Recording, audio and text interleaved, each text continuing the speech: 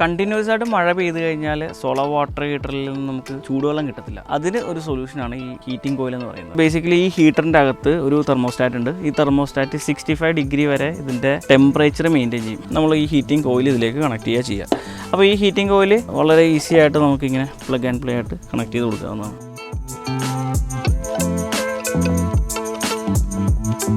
Hello everyone, സോളാറിൻ്റെ ഏറ്റവും പുതിയ എപ്പിസോഡിലേക്ക് എല്ലാവർക്കും സ്വാഗതം. എന്താ കയ്യിലൊരു ഹീറ്ററൊക്കെ എടുത്തിരിക്കുന്നതല്ലേ? നമ്മൾ ഇന്ന് വന്നിരിക്കുന്നത് ഹൈക്കൺ എന്നുള്ള കമ്പനിയുടെ സോളാർ വാട്ടർ ഹീറ്ററിൻ്റെ ഹീറ്റിംഗ് കോയിലാണ്. ഇലക്ട്രിക് ഹീറ്റിംഗ് കോയിലാണിത്. ഇതിൻ്റെ ഇൻസ്റ്റലേഷൻ എന്ന് കാണുന്നത്. എല്ലാവർക്കും പുതിയ വീഡിയോയിലേക്ക് സ്വാഗതം.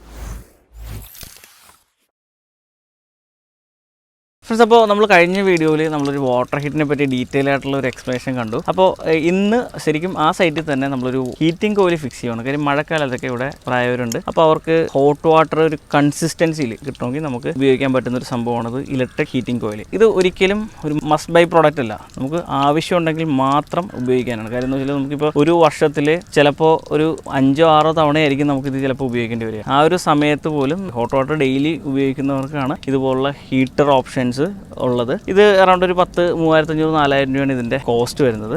അപ്പോൾ ഇത് ഇന്ന് നമ്മൾ ഈ വാട്ടർ ഹീറ്ററിലേക്ക് ഇൻസ്റ്റാൾ ചെയ്യുവാണ്.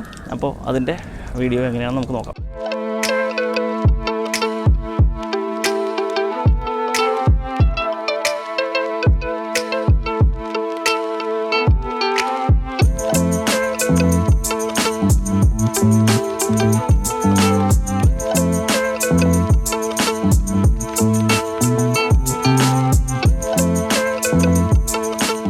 നമ്മൾ ഹീറ്ററിൻ്റെ പ്രൊവിഷൻ വാട്ടർ ഹീറ്റർ ഉണ്ടാവണം. പല മോഡലിലും ഹീറ്റർ പ്രൊവിഷൻ ഉണ്ടാകാൻ സാധ്യതയില്ല. ചില മോഡൽസിൽ മാത്രമേ ഹീറ്റർ പ്രൊവിഷൻ ഉള്ളൂ. അപ്പോൾ നമ്മൾ ഹീറ്ററിൻ്റെ ഇവിടെ ഒരു വാഷർ ഉണ്ടായിരുന്നു, ഒരു black type washer. Normally water ഹീറ്ററിൽ ഒരു ഇതുപോലത്തെ ഒരു ഹീറ്റർ വാഷർ ഉണ്ടാവും.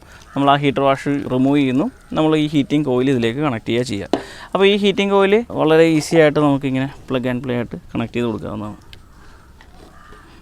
ഒരു ലോക്കാണത്. ഒരാൾക്ക് തന്നെ ഈസി ആയിട്ട് ചെയ്യാവുന്നൊരു ഇതാണ്. നമുക്ക് ആവശ്യമുണ്ടെങ്കിൽ മാത്രം നമുക്ക് വാട്ടർ ഹീറ്ററിനോടൊപ്പം ആഡ് ചെയ്താൽ മതി. ഇതെന്തിനാണെന്ന് വെച്ചാൽ ബേസിക്കലി ഈ ഹീറ്ററിൻ്റെ അകത്ത് ഒരു തെർമോസ്റ്റാറ്റ് ഉണ്ട്. ഈ തെർമോസ്റ്റാറ്റ് 65 ഡിഗ്രി വരെ ഇതിൻ്റെ ടെമ്പറേച്ചർ മെയിൻറ്റെയിൻ ചെയ്യും. ഹീറ്റർ ഓൺ ചെയ്തിട്ടാൽ മാത്രമാണ് നമുക്ക് ഫുൾ ടൈം ഓണാക്കിയിട്ടേക്കാം. ഓണാക്കിയിട്ട് കഴിഞ്ഞാൽ ഇത് ഈ പറഞ്ഞ ടെമ്പറേച്ചർ ഡിഗ്രി കീപ്പ് ചെയ്യേണ്ടിയിരിക്കും. അതല്ലാന്നുണ്ടെങ്കിൽ നമുക്ക് ആവശ്യമുള്ള സമയത്ത് മാത്രം വേണമെങ്കിൽ ഓൺ ചെയ്ത് വർക്ക് ചെയ്യിപ്പിക്കാം. അങ്ങനത്തെ ഫെസിലിറ്റി നമുക്ക് അവൈലബിൾ ആണ്. ഹീറ്ററിൻ്റെ ബേസിക്കായിട്ട് നമുക്ക് 2 ലൈനാണ് വരുന്നത്, ഫേസും ന്യൂട്രലും, പിന്നെ അതുപോലെ ഒരു എർത്ത് പോയിന്റും വരുന്നുണ്ട്. അപ്പോൾ ഇതിൽ നമുക്കൊരു ഓൾ വെതർ വാഷർ ഇട്ടിട്ട് വേണം താഴത്തേക്കുള്ള പ്ലഗിലേക്ക് കൊടുക്കാൻ. പിന്നെ ആ പ്ലഗ് ഓൺ ചെയ്യുന്ന സമയത്ത് ഹീറ്റർ വർക്ക് ചെയ്യും. ഇതിൽ അധികമായിട്ടുണ്ടാകുന്ന എയർ ഡിപ്രിസിയേഷനൊക്കെ നമ്മുടെ എയർ വെന്റ് വഴി പോവുകയും ചെയ്യും. കണ്ടിന്യൂസ് ആയിട്ട് മഴ പെയ്ത് കഴിഞ്ഞാൽ സോളാർ വാട്ടർ ഹീറ്ററിൽ നിന്ന് നമുക്ക് ചൂടുവെള്ളം കിട്ടത്തില്ല. അങ്ങനത്തെ ഒരു പ്രോബ്ലം സോളാർ വാട്ടർ ഹീറ്ററിനുണ്ട്. അതിന് ഒരു സൊല്യൂഷനാണ് ഈ ഹീറ്റിംഗ് കോയിൽ എന്ന് പറയുന്നത്. കാര്യം നമുക്ക് കമ്പൽസറി ആയിട്ട് ഹോട്ട് വാട്ടർ ഡെയിലി ഉപയോഗിക്കേണ്ടതാണ്. പക്ഷേ ചിലപ്പോൾ 2-3 ആഴ്ച കണ്ടിന്യൂസ് ആയിട്ട് മഴയാണെങ്കിൽ നമുക്ക് വാട്ടർ ഹീറ്റർ നമുക്ക് അത്ര ചൂട് തരണമെന്നില്ല. കാര്യം സണ്ണിൻ്റെ അവൈലബിലിറ്റി ഉണ്ടെങ്കിൽ മാത്രമേ ഇത് ചൂടാവുകയുള്ളൂ. അപ്പോൾ അങ്ങനെയുള്ള സമയങ്ങളിൽ നമുക്ക് എമർജൻസി ആയിട്ട് ഉപയോഗിക്കാൻ പറ്റുന്ന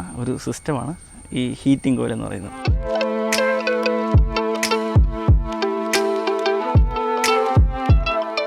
ഓക്കെ ഫ്രണ്ട്സ്, അപ്പോൾ ഇന്നത്തെ വീഡിയോയിലൂടെ നമ്മളൊരു വാട്ടർ ഹീറ്ററിലേക്ക് എങ്ങനെ ഒരു ഹീറ്റിംഗ് കോയിൽ ഇൻസ്റ്റാൾ ചെയ്തിട്ട് പ്രവർത്തിപ്പിക്കാം എന്നുള്ളതാണ് നമ്മൾ കണ്ടത്. അപ്പോൾ ഇതേക്കുറിച്ചുള്ള ഡൗട്ടോ കാര്യങ്ങൾ നിങ്ങൾക്ക് താഴെ കമൻറ്റ് ചെയ്യാവുന്നതാണ്. മറ്റൊരു വീഡിയോയിൽ കാണാം. This is Akhil signing off from solar. Thank you.